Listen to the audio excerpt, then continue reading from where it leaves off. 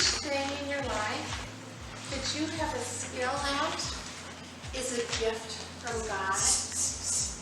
When I was growing up, I tried journaling. You know, they say, oh, journal what's going on in your life. And each time I tried to journal, it became a poem.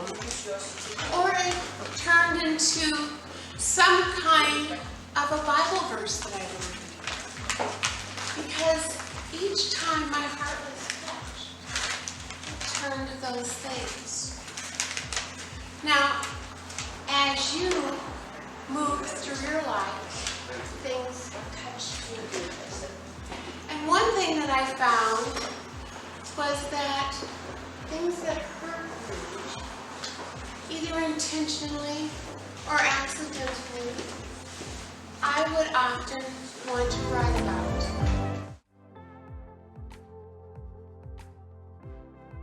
Maybe 10 years ago, one of my friends who is a psychologist said, specifically this one poem called Yoked With Christ, I think might touch hearts. Many of the others. I'd already been sharing one about losing a baby. So many people I knew had a miscarriage or been infertile or had some other thing go on in their life. They'd had a child who died of cancer. You know what? My son's 44 and he's still my baby, right? Okay. And I would go to now and again with events and share a little child with them. But I finally broke down and wrote Yoked With Christ out nicely, and he said, do you mind if I shared that with some of my clients? And I said, sure, here you go. He said, no, I want it in a book. And I said, here you go, put it in a book. And he said, no, I want you to put it in a book.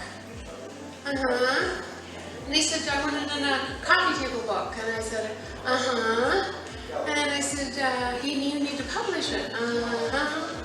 And about 3 years ago, I put it in a book, I published it, and some things are going in my life, and I made 50 of them, and I self-published them, and gave it to a few people, and stuck it on a back shelf somewhere.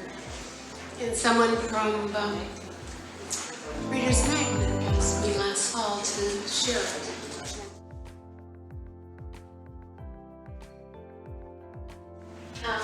I actually have been a nurse for 46 years. In 20 of those years, I worked for the federal prison in Rochester, Minnesota.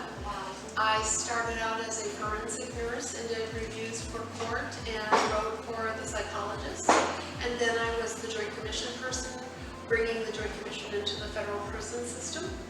And then I was the risk manager and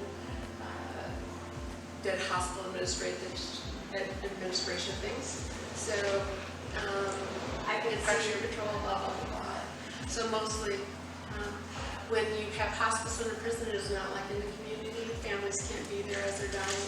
So training other inmates who have a nonviolent history to be their partner as they die with a social worker and that kind of thing.